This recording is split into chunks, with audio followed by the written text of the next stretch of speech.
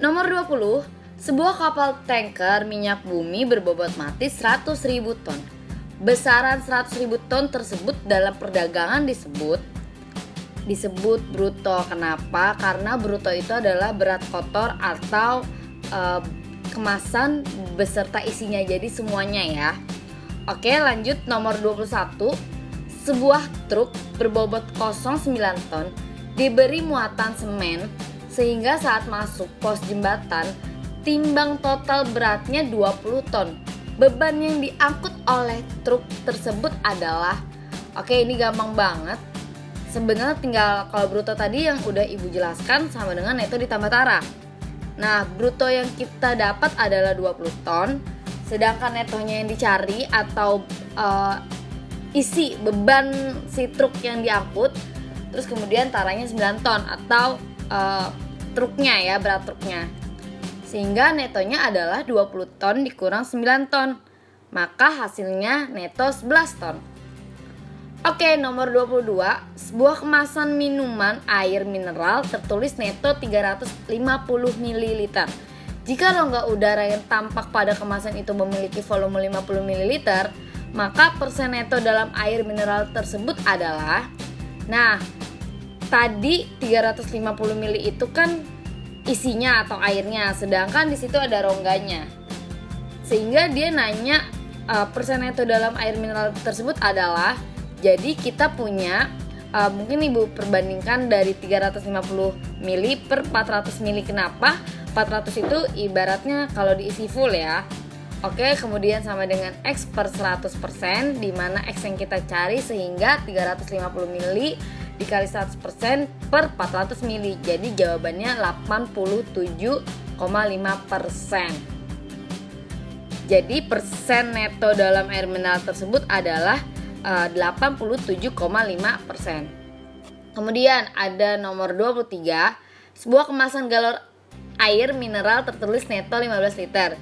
Jika dalam persen neto yang dimaksud adalah 93,75%, kapasitas penuh atau maksimal air yang dapat ditampung pada kemasan galon tersebut adalah, sama kayak tadi, karena kita nanyanya mau taunya kalau full ya, jadi ibu tulis X liter per 15 liter sama dengan 100% per 93,75. Sebenarnya kalau kalian paham gitu bisa dipakai dengan perbandingan ya. Oke, lanjut, dimana X-nya yang dicari atau X liter ya, itu sama dengan 100% dikali 15 liter dibagi 93,75%. Jadi jawabannya 16 liter. Sehingga kapasitas air yang dapat ditampungnya adalah 16 liter. Oke, nomor 24. Perhatikan gambar berikut.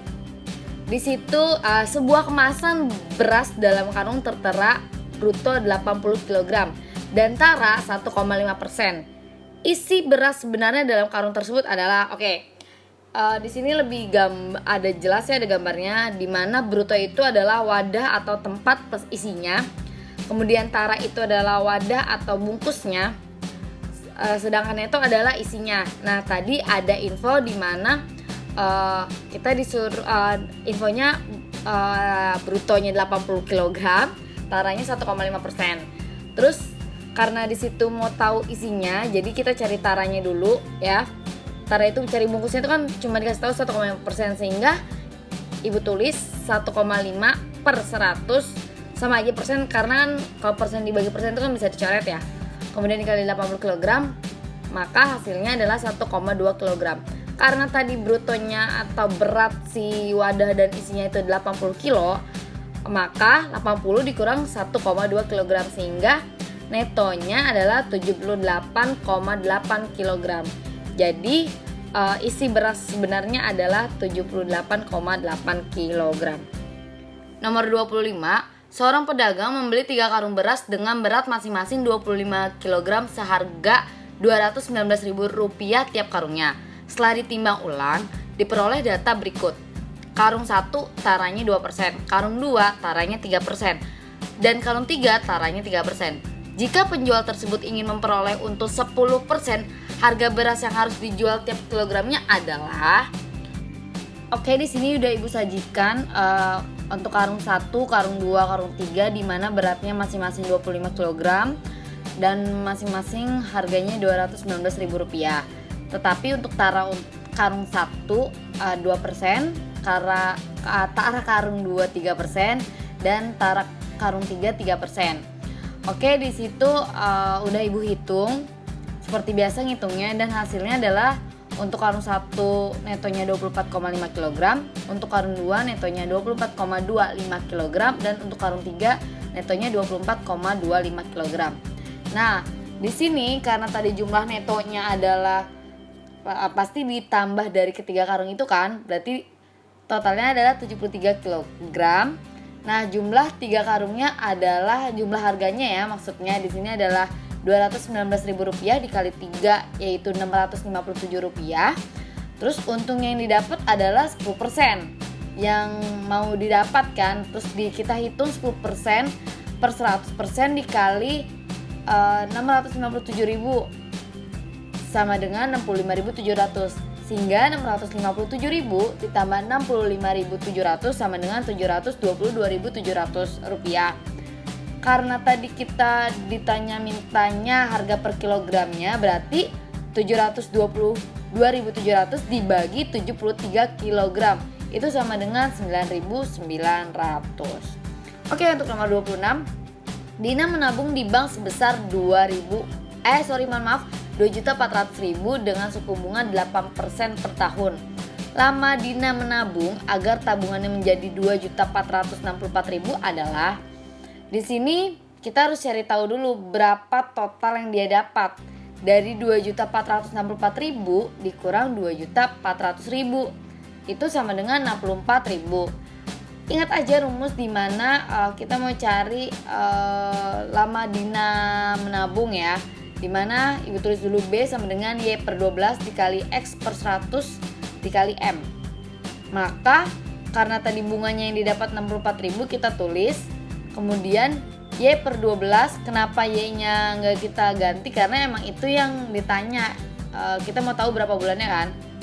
Kemudian kita dapat persennya itu 8 dikali M itu modal atau tabungan di awal.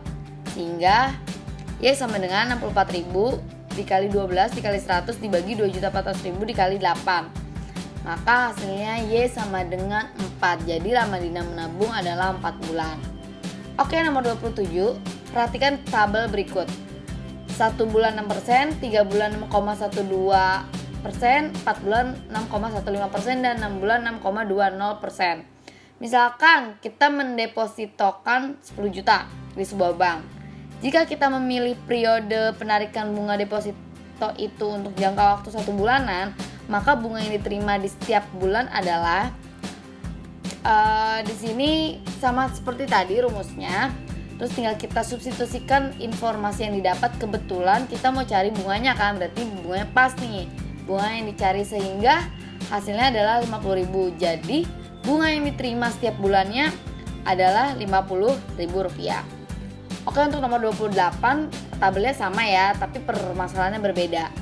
Yaitu jika kita menabung 20 juta dalam bentuk deposito dengan periode penarikan bunganya 3 bulanan, maka bunga yang kita terima setiap 3 bulan adalah, berarti kita pakai yang 6,12%. Tinggal kita hitung. Jadi makanya bunga yang kita terima setiap 3 bulannya adalah Rp306.000. Oke, untuk nomor 29 masih sama tabelnya, tetapi permasalahannya beda lagi. Di sini sama-sama menabung 20 juta, cuma dia penarikan bunganya setengah tahun itu akan dikenai pajak penghasilan, yaitu 15%. Nah, maka bunga yang kita terima setiap setengah tahunnya adalah, kita hitung hampir sama, tetapi di sini ada penambahan di mana 100 dikurang P per 100% itu untuk pajak ya. Jadi tinggal kita input, karena tadi infonya pajaknya 15%, sehingga 100 dikurang 15 per 100 dikali 6 per 12 dikali 6,20 atau 20 per 100 dikali 20 juta, sehingga 85 per 100 dikali 6 per 12 dikali 6,20 per 100 dikali 20 juta, maka hasilnya 527.000. Jadi bunga yang diterima setiap setengah tahunnya adalah 527.000. Oke, untuk nomor 30, kakak menabung di bank sebesar 800.000 dengan suku bunga tunggal yaitu 9% per tahunnya. Tabungan kakak saat diambil sebesar 920.000. Lama kakak menabung adalah seperti biasa tadi kita kurangkan dari hasil sama modal itu dapat 120.000, dimana bunganya kita udah dapat karena yang ditanya berapa bulan, sehingga kita tulis Y sama dengan 120.000 dikali 12 dikali 100 per 800.000 dikali 9. Jadi hasilnya 20, atau lama kakak menabung adalah 20 bulan. Oke, itu dia pembahasan soal-soal untuk aritmatika sosial. Kurang lebihnya mohon maaf. Wassalamualaikum warahmatullahi wabarakatuh.